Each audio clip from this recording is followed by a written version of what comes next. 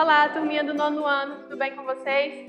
Espero que estejam bem e estejam se cuidando. Estou aqui hoje para gravar mais uma aula para vocês sobre concordância verbal. Lembra que nós estudamos sobre isso semana passada?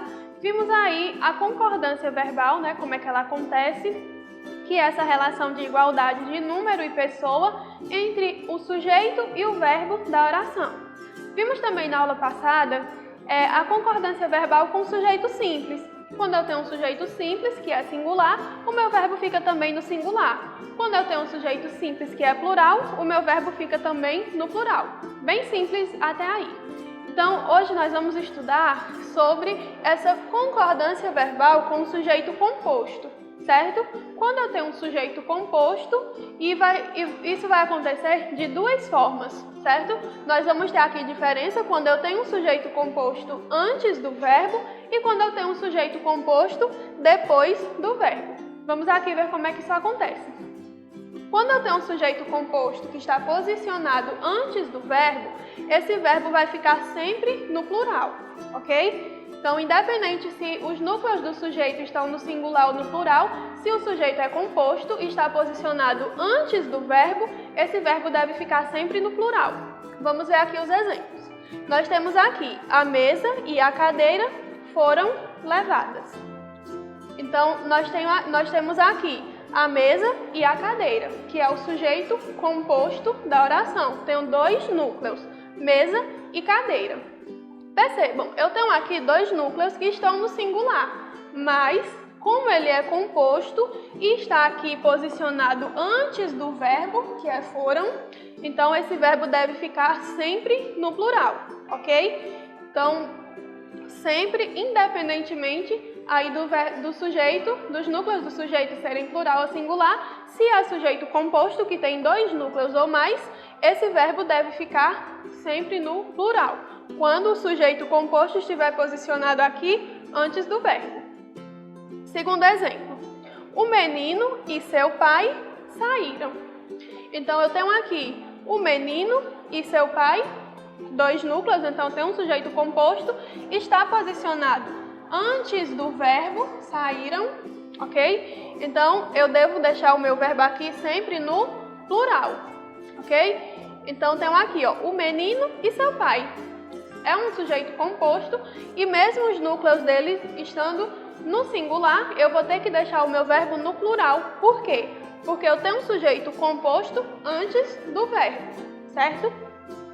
E agora vamos ver como é que acontece quando eu tenho um sujeito composto depois do verbo. Quando primeiro eu deixo o verbo e o sujeito está posicionado depois dele. Vamos ver aqui. O verbo pode ficar no plural ou concordar somente com o núcleo do sujeito mais próximo. Então, como é que isso vai acontecer? Eu vou poder escolher, fazer de duas formas nesse caso. Eu posso deixar aqui o meu verbo sempre no plural, ou eu posso ainda concordar somente com o núcleo do sujeito mais próximo.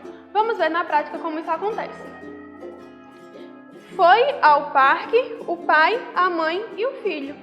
Eu tenho aqui um sujeito composto, não é isso? Eu tenho um sujeito formado por três núcleos, que é o pai, mãe e filho.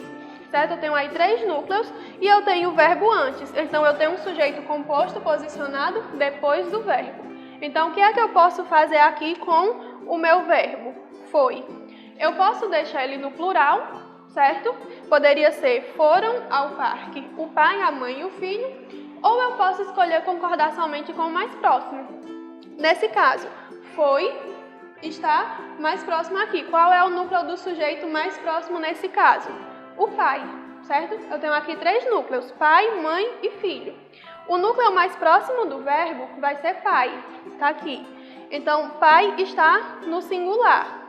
Então, eu posso deixar o meu verbo no singular porque ele está aqui concordando com o núcleo do sujeito mais próximo, certo? E eu poderia também deixar no plural concordando com os três. No segundo exemplo, saíram de casa os adultos e as crianças. Então, eu tenho aqui o meu verbo, saíram, e eu tenho aqui um sujeito composto, porque é formado por dois núcleos, adultos e crianças. Então, o que foi que aconteceu? O verbo está no plural, certo? E nesse caso, concordar com o mais próximo também seria deixar no plural. Por quê? O núcleo do sujeito mais próximo nesse caso é adultos, que também está no plural. Então, nesse caso, diferente do primeiro exemplo, eu não poderia deixar o verbo no singular, porque o núcleo do sujeito mais próximo também é plural. Então, nesse caso, o verbo deve ficar sempre no plural. Saíram de casa os adultos e as crianças. No terceiro exemplo, eu tenho aqui: saiu de casa o filho e seus pais, certo? Então, eu tenho aqui: saiu. Ele está no singular por quê? Porque eu escolhi concordar com o núcleo do sujeito mais próximo, que é o filho, ok? Então, eu tenho aqui o núcleo do sujeito mais próximo, que é filho, deixei o verbo concordando com ele, certo? Então, eu tenho aqui também dois núcleos do sujeito, o filho e seus pais. São dois núcleos. Então, seus pais, vocês percebem que está aqui no plural, certo? Mas não é o núcleo do sujeito mais próximo.